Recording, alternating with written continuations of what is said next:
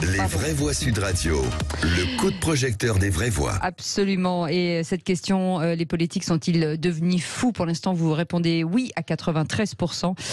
Hier, le garde des Sceaux, Éric Dupond-Moretti, a adressé un bras d'honneur et d'eux-mêmes dans l'hémicycle au président du groupe LR, Olivier Marleix. De quoi secouer une nouvelle fois les débats à l'Assemblée nationale, Philippe. Oui, Cécile, puisqu'on n'en finit plus entre les insultes, assassins, les bras d'honneur, même les doigts d'honneur, parce qu'a priori, il y a eu les deux.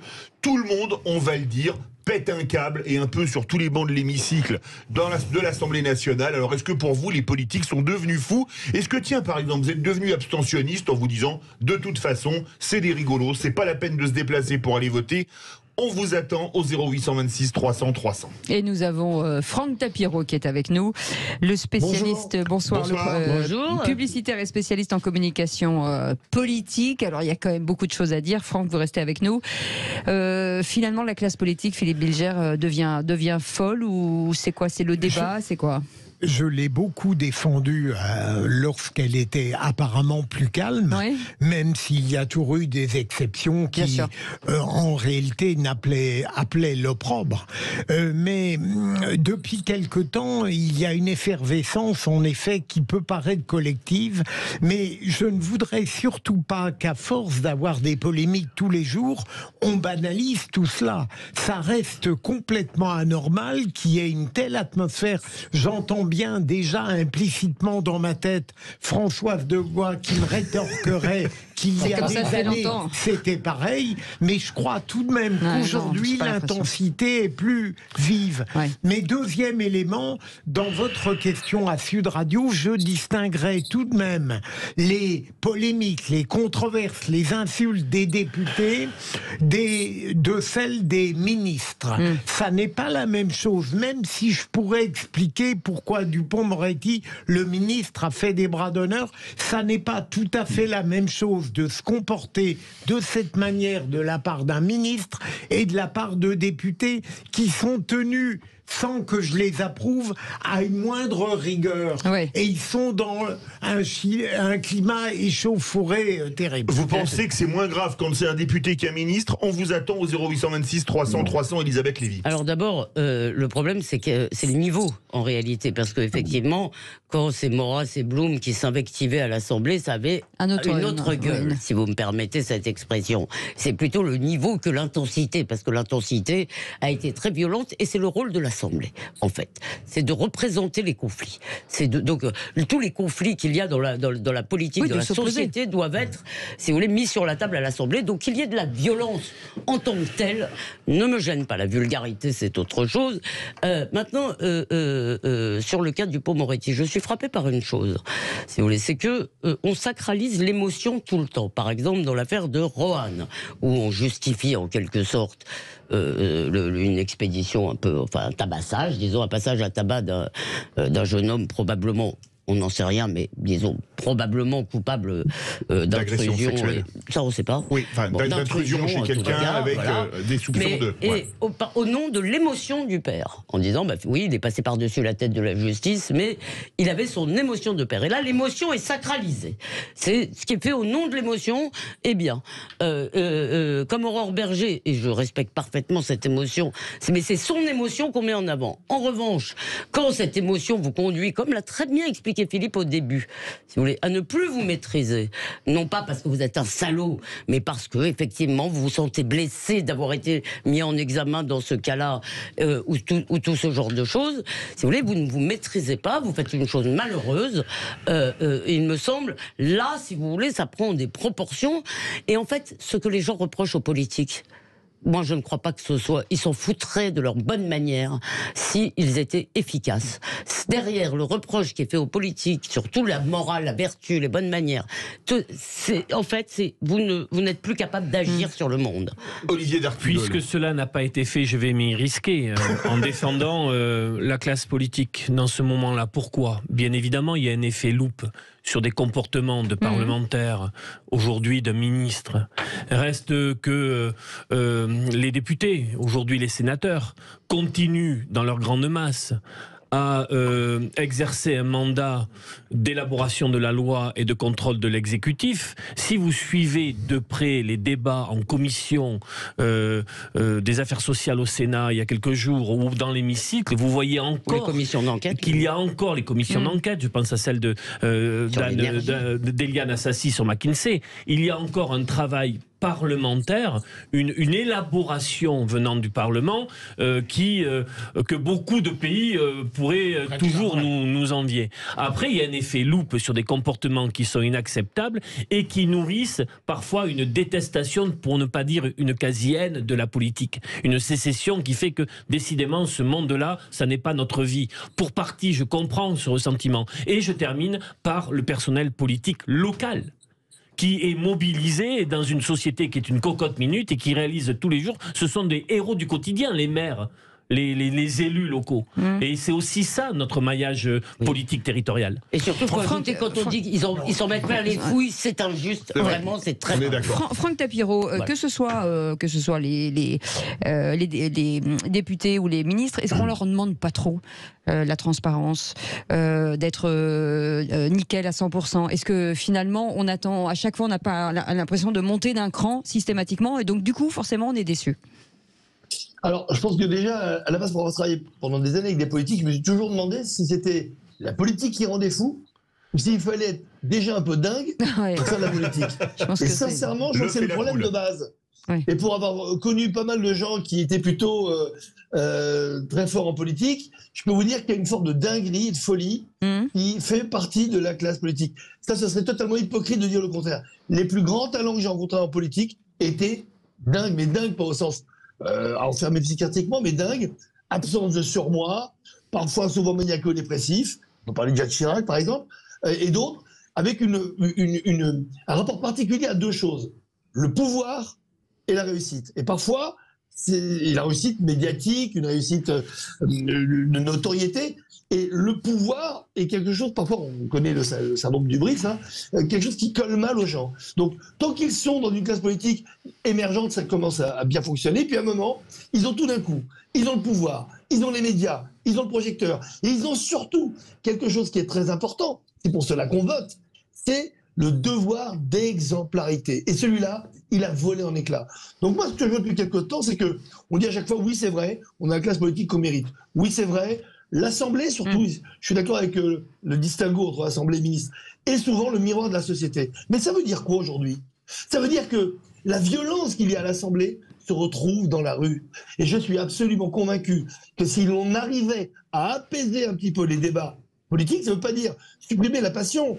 Elisabeth, je pense qu'il y a une différence entre violence et passion. Je préfère la passion, qui parfois peut sembler violente, mais ça s'arrête à un échange d'idées, une confrontation, la dispute au sens grec du terme. Mais la violence physique et verbale n'est pas bonne. Et elle désacralise encore plus l'image des politiques et la confiance que les gens ont en la politique. Donc on voit bien qu'aujourd'hui, c'est un problème bien plus grave. C'est pas uniquement les réseaux sociaux, c'est pas des fous comme Louis Boyard qui viennent uniquement pour faire du buzz, ou comme certains qui profitent des médias, mais c'est vraiment la responsabilité en tant que politique, responsabilité par rapport à un programme, par rapport à une idée, par rapport à une représentation, qu'elle soit locale, territoriale ou nationale. On voit bien que tout se joue au même titre. Et surtout, la violence dans la rue. On voit la violence qui explose depuis 20 ans. Regardez la violence en politique. Vous allez voir le parallèle absolu entre ce qui se passe à l'Assemblée et ce qui se passe dans la rue. Pour vous, est-ce que l'Assemblée nationale, c'est à l'image de la société française aujourd'hui? Tiens, comme le dit Franck Tapiro, venez nous le dire au 0826 300 300, Philippe Bilger. Franck Tapiro, sans paradoxe, est-ce que vous n'avez pas l'impression, au contraire, que l'Assemblée nationale en avait assez d'être en retard par rapport au désordre et à l'effervescence de la rue, et que d'autre part, nous avons de plus en plus de députés, pas seulement l'inénérable Boyard, qui ne sont plus que des militants, qui ne songent pas à changer de casaque lorsqu'ils arrivent députés. Oui, mais complètement. Bon, je pense qu'aujourd'hui, on oublie que l'Assemblée, encore une fois, c'est le devoir de représentation d'un territoire, et on n'est pas là uniquement pour militer que pour son parti, on est là pour représenter les gens. Et dès que certains franchissent les rangs de l'Assemblée, hein, on voit qu'ils l'oublient complètement. D'ailleurs, on voit bien, ils sont réunis, ils se lèvent ensemble, ils applaudissent ensemble, ils hurlent ensemble, ils quittent ensemble. Je parle bien entendu des insoumis, parce que c'est ceux qui se font le plus remarquer. Mais ils se font remarquer pourquoi ? Pour être un groupe, on va dire, vivant, ou alors un groupe qui milite uniquement pour sa paroisse. Je ne vois pas, moi, les gens qui ont voté pour tous les à part une dame qui est vraiment assez intéressante, qui était femme de ménage dans un hôtel et qui, elle, chaque fois qu'elle s'exprime, elle est extraordinaire. À chaque fois qu'elle s'exprime, elle me touche. D'abord, elle crée une émotion. Et je trouve qu'elle donne pas mal de leçons, alors qu'elle n'a pas l'habitude, justement, des plateaux, elle n'a pas l'habitude de la politique. Mais c'est elle, je trouve, qui s'en sort le mieux. Parce qu'elle parle avec son cœur, elle parle avec sa sincérité. Et là, au moins, quand on parle avec sa sincérité, on ne triche pas. Je peux vous dire qu'il y a même des gens vraiment du côté opposé qui la regardent et qui approuvent parce qu'elle balance quelque chose de fort. Donc on n'oublie pas que quand on est... C'est vrai que ministre, c'est différent. Ministre, d'abord, on n'est pas élu, on est nommé. Et puis on doit appliquer une politique, etc. Quand on arrive à l'Assemblée, on représente les gens qui ont voté pour vous. Malheureusement, certains nous disent. On part au 0826 300 300. Rebonsoir Nathalie. Bonsoir. Est-ce que pour vous, tiens, vous êtes prof, est-ce que quand vous voyez l'hémicycle, vous avez l'impression parfois de voir une salle de classe en collège ou en lycée ? Oui, oui, sauf que parfois j'aimerais bien faire des bras d'honneur à certains, mais non, je ne le fais pas. Waouh. Mais c'est pas l'envie qui manque. Mais non, oui. Mais ah bah oui, hein, je suis humaine aussi. Hein, oui. Parfois on peut craquer. Hein, c'est de l'émotion. Hein. Je pense que Dupond-Moretti, c'était de l'émotion. Et peut-être que ça cristallise. Moi, c'est mon ressenti. Hein. On a un chef de l'État qui est inflexible. Qui est désinvolte. On a l'impression ils ont beaucoup la pression. Et cette pression, elle est ressortie à ce moment-là. Je trouve que on en fait une montagne. Bon, c'est le rôle de l'Assemblée, hein, de se confronter, de se disputer. C'est toujours haut en couleur, et heureusement. Le seul souci, c'est que le gouvernement a tendance à avoir un discours un peu paternaliste, infantilisant, et du coup, ça colle pas avec notre vraie nature humaine qui parfois, c'est qu'on dérape un peu. Mais c'est mon sentiment. Merci Nathalie, restez avec nous. Elisabeth Lévy, Olivier Artigol. Elle est formidable, notre auditrice, donc je m'adresse aussi à Franck et à vous, Nathalie. Moi, j'ai quand même cette histoire d'exemplarité me fait un peu rire.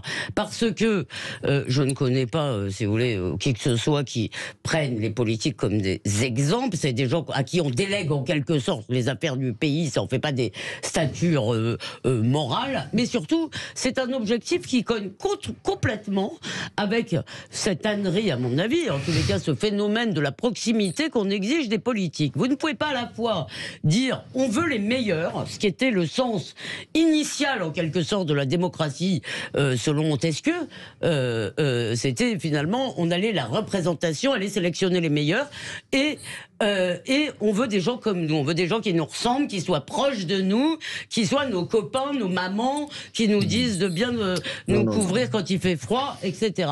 Et je vous assure, il y a les deux cognent en fait. Olivier d'Artigol et le Franck Tapiro. On ne peut pas, rapidement, pour laisser un peu la parole à Franck, mais on ne peut pas ignorer ou passer sous silence la gravité de la crise politique qui est aussi une crise démocratique. Je vais prendre deux illustrations rapides. 2005.